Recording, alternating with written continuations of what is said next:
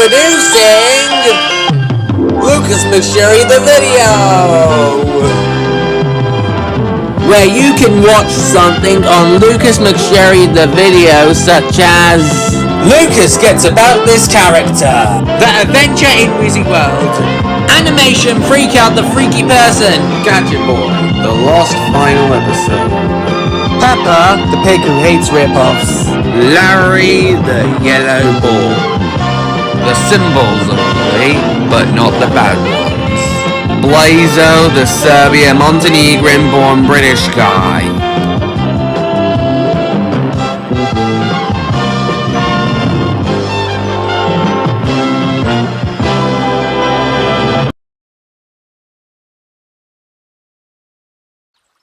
Ooh, let's go swimming in this little river. Little? This is the Nile River, the second largest river in the world, next to the Amazon River in South America. Well, if it's so great, how come the water's rising? Seems broken. Oh no! We're going to drown! The Nile is broken! What do we do? What do we do? Of course the Nile's not broken. The Nile floods every year at almost exactly the same time. Now, when the flooding is over, lots of fertile new soil is left behind. This is great because it's perfect for growing crops. Now, this is what made their civilization so rich. Come on, I'll show you. Okay. Up. Wait just a minute. You're a Nile crocodile. How do we know you won't bite us? Come on, Augie. He's friendly, aren't ya, Mr. Mr. Bite. Good enough for me. I hear singing. Are we near the Egyptian concert hall? No, silly. Those are farmers singing. Thanks to the flooding of the Nile, growing crops such as wheat, barley, melons, dates, and almonds was very easy. You know, their singing is so relaxing. La la la la la. I agree. Okay, very nervous. We're riding a singing alligator in ancient Egypt. And to think, I wanted to go to Disneyland. This is way better. Unlike other civilizations, which used a difficult method called irrigation that required them to dig long paths in the soil to direct water to crops from rivers, the friendly Nile allowed the Egyptians to simply build pools of water called basins for floodwater to collect in. They call this basin irrigation. So it was basin-based. Basically, they also used simple tools to irrigate, like a shadoof, which works like a bucket on a pole, and a sakia, which is a water wheel powered by an animal. Overall, Egyptians grew crops with ease, such that they could create massive food surpluses, which means they had extra food. Hey, we're swimming here!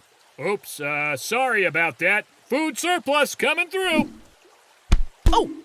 Mr. Bite, what did the Egyptians do with all this extra food? Well, most Egyptians were farmers, working on government-owned land. But the food surplus meant other Egyptians could focus their time on non-agricultural pursuits, such as building grand monuments, or even inventing paper writing. Or go swimming. Don't you think creating a new method of writing is a little more important than swimming? No, swimming is the best. I hope you liked my tour. And now, in payment, I'm going to have to eat you. I'm sorry, but that's the rules. Well, if that's the rules, Wait a minute. How about you have this instead? Aha! Now that's using your melon. Thanks for that. Here's your tour souvenir. Bye-bye, guys. What is it, Augie? I think it's a magic seed. Hey, let's plant it, like the Egyptians. Wow, a magic orb! Let's answer its question to earn it.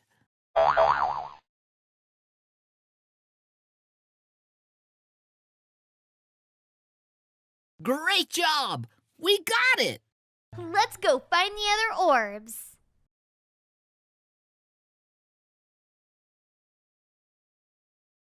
Oh, shoot. That's not the correct answer. We can come back and try again later. Let's go explore for other orbs.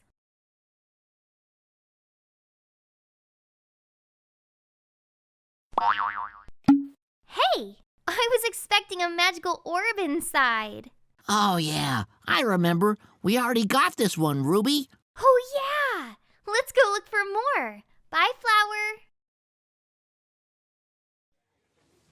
Hey, a marketplace. I wonder if they give out free food samples at lunchtime. This clock says it isn't quite lunchtime yet, Ruby. A clock? But it doesn't even have batteries. This is what the Egyptians called a shadow clock. As the sun moves through the sky, the raised middle part casts a shadow to display the time of day. Technically, it can't be a clock if it doesn't have a cuckoo bird to chirp every hour. That is definitely not true. Well, I read it in a book, and I know you love books, so you can't argue with that. Books, my one weakness. How did she know? Ooh, look at this! Hi there! I saw you kids examining the fine shadow clock over there, and I said to myself, here are two smart shoppers who appreciate the concept of time. I told you that thing was a shadow clock. I'm sure you knowledgeable kids already know this, but us Egyptians were telling time with shadows as early as 5,500 years before your modern time. See that big sculpture there? That's called an obelisk, right? Can't pull one over on you. See, obelisks are actually built to tell stories, which are carved on their sides. However, early Egyptians discovered another purpose for obelisks, telling the time by observing the obelisk's shadow as it moves during the day. We even divided the day into hours. Based on that, we invented smaller portable timepieces you can take with you, just like this fine product I have here on sale for just 2 baskets of grain. What a find! I'll take 10. Wait a minute, Augie. That shadow clock is only good during the day. At night, there's no sun to cast a shadow.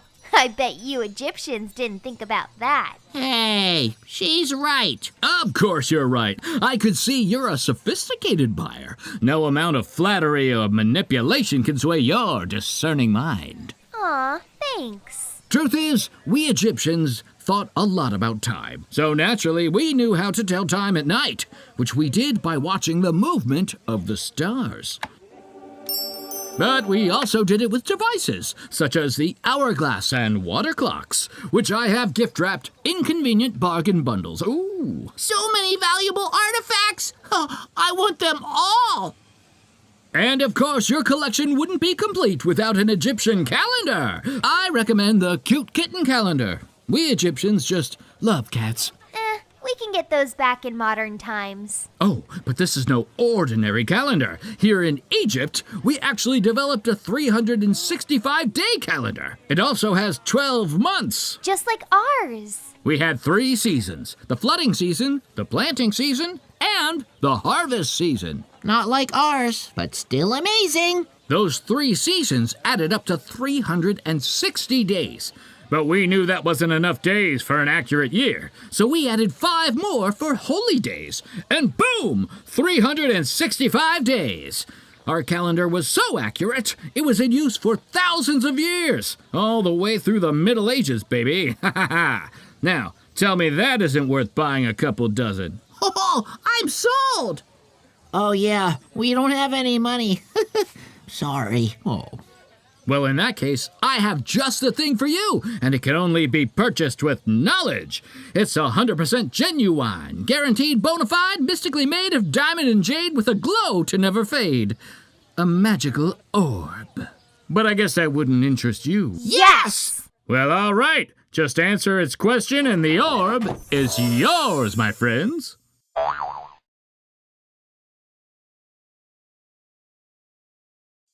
That's right! You smart shoppers really are the smartest I've ever seen. Let's go find the other orbs.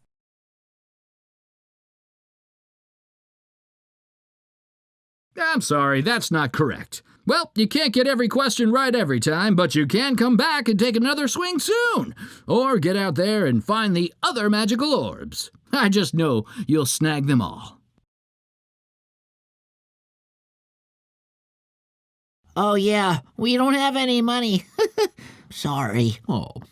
In that case, I would gladly sell you a magical orb, but don't you know, you've already cleaned me out. You've got the monopoly on smarts, yes indeed.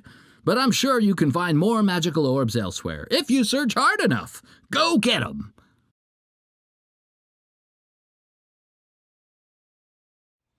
Holy aioli! I never thought I'd see a real-life pyramid.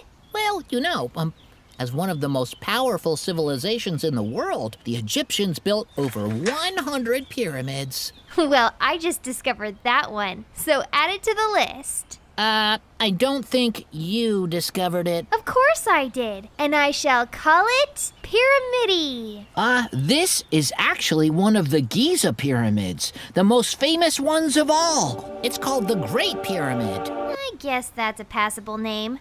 Not as good as Pyramidi, but what can you do? Let's go explore it. Well, the pyramids serve as tombs for the dead pharaoh, so I don't think we should disturb it. The Great Pyramid is the tomb of Pharaoh Khufu. Gesundheit. Besides, exploring could be dangerous. I hear there's a marvelous scarab petting zoo nearby. Maybe we do that. Whoa! See? Nothing dangerous up here. Are you kidding me? The Great Pyramid is over 481 feet tall. That's almost 482 feet. Yeah, it's great. And look how shiny the surface is. It glistens in the sun like a rare jewel. I never want to look away. That's because it's still covered in polished white limestone, unlike in modern times. So smooth. Let's slide down it. Oh, I have a safer idea. We could... Overruled.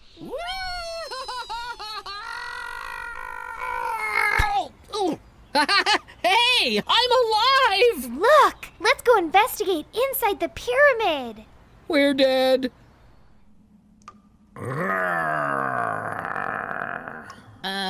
What did you say? I said grrr. Wait, that wasn't me. Don't come any closer, you cursed mummy.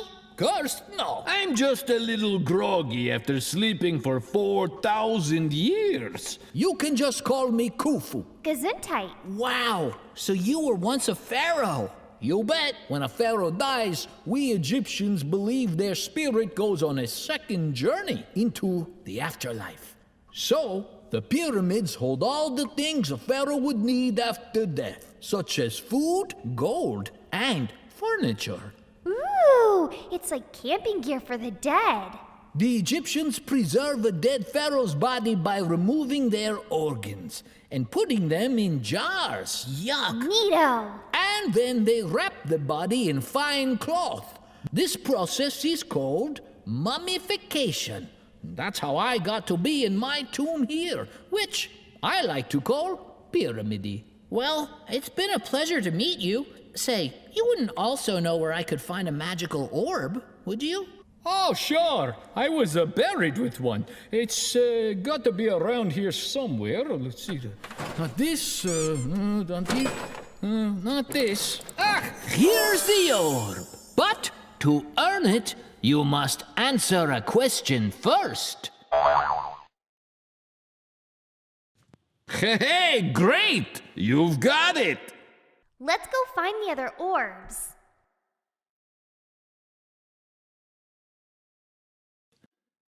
Ah, sorry. That's not correct, but come back another time to try again. Or keep exploring the land, and you might find some other orbs.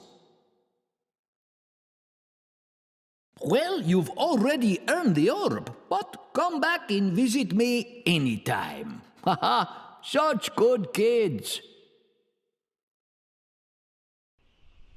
Ooh, Augie, what's this? An ancient mall directory? Ooh, let's find a frozen yogurt place. I think this is actually the Rosetta Stone tablet, carved over 2,000 years ago. eagle, eyeball, snake, snake. Huh, that makes sense. I don't get it. Oh, how cool! It must be written in a different language. You've got that right. The same message is written in 3 different scripts. At the top is hieroglyphic, which was the Egyptian script used for sacred writings. In the middle is Demotic text, which is the native Egyptian script for non-religious purposes. Lastly, at the bottom is Ancient Greek, which became the language among the ruling class after Greek influence reached Egypt. Wow! It's like a 3-layered language sandwich! What a fascinating child! She seems to be obsessed with food, much like an insatiable crocodile. Thank you. Oh, I get it now. In more modern times, people still understood how to read Greek. So when the Rosetta Stone was discovered, they could translate the other 2 Egyptian scripts using the tablet. Ah, how ingenious! Wow, the Egyptians must have really loved writing. I wonder if they'll do my reading homework. Oh, we sure do love writing. I have something else to show you. Come on, now you're talking. Welcome to Alexandria, the knowledge capital of the world in our time, where scholars come from all over to learn and research together. This is the famous Library of Alexandria. Let's go inside. I've never seen anyone as excited about libraries as you, Augie. Did you know we Egyptians invented writing on paper? Really? Shh! It's true. Papyrus, which is the thick paper material we use to write on, is what the word paper comes from.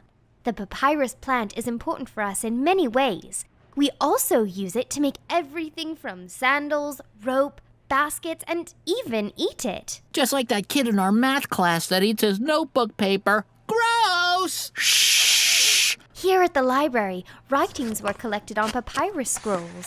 Neato! How many scrolls were kept here? And someone thought libraries were boring. I never said that. As you might know from your modern times, this great museum burned down around 200 years after its construction. Because of that, no clear record exists of the number of texts contained here. But some estimates say as many as 500,000 scrolls. Wow! Shh! Oh, do you know any texts about magical orbs? Oh, sure. I believe the magical orb section is up there.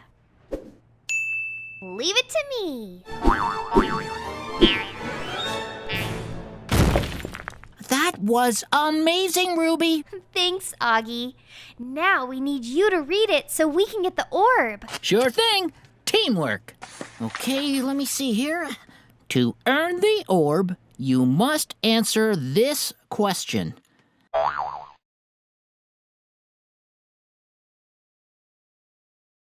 Awesome! You got it right.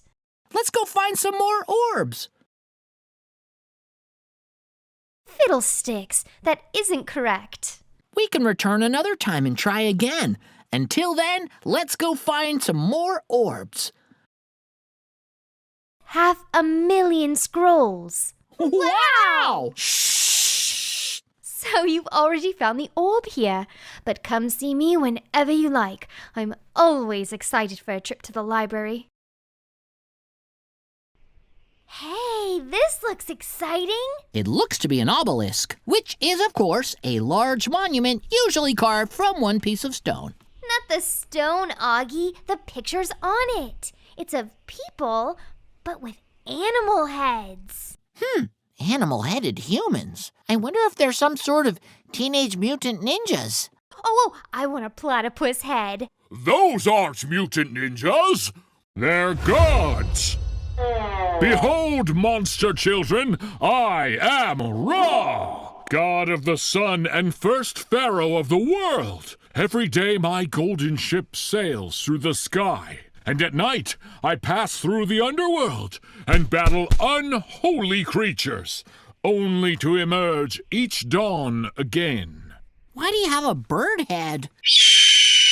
Many Egyptian gods have animal heads or features. Wait, many gods? Oh, sure.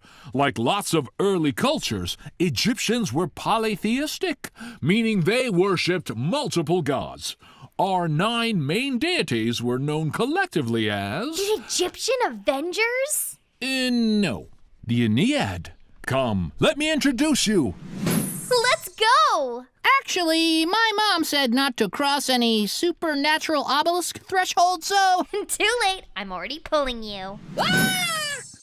Monster children, meet Nephthys and her husband Set. Pleasure to meet you, kids. I am the river goddess. And I am angry. Stop that, Set. Go get me another fruit punch. Yes, dear. Sorry about that. My husband Set is the god of the desert and evil. But in general, Egyptian mythology is optimistic, since their beliefs revolve around the Nile, which was a friendly and generous source of life. This pleasurable lifestyle also led the Egyptians to focus on the afterlife, never wanting their happy lives to end. Okay, but, why the weird heads? Who are these guys? Oh, that is Jeb, the earth god, and his wife, Nut, the sky goddess. Her father, Shu, the wind god, watches to make sure the sky and earth stay apart. Oh, welcome to my party, strange children. I am Osiris. I was the second pharaoh of the world after Ra, and I also taught humans how to farm. This is my wife Isis, goddess of magic. When my evil brother Set killed me, she bound me back together with her magic into the first mummy. Now I rule the underworld. I sure did. And this is our son Horus. All human pharaohs believe to be descendants of him. We are so proud of him. Say hi, Horus. What's up? So fascinating! I just want to meet you all. Even that guy. Ah, that's Ptah. He existed before all other things and simply thought the world into existence. That's no big deal. He also created the platypus creature simply by saying the word. I take it back. He's my hero. Well, we're all rather fond of you precocious monster children as well. And as a sign of good faith, my friend Thoth, the god of wisdom and writing, would like to present you with this. Are you ready for the magic orbs question? Sure are.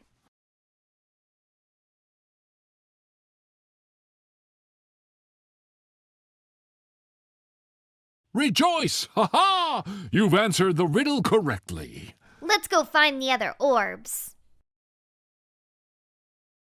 I am most unhappy to report that is incorrect. But cry not, for you can return another time and try again. Or you may search for the other hidden orbs. The choice is yours. Well, we're all rather fond of you precocious monster children as well. And since you've already won our magical orb, I have nothing more to offer you, except fruit punch. Thanks, but we gotta go find the rest of the orbs. See ya!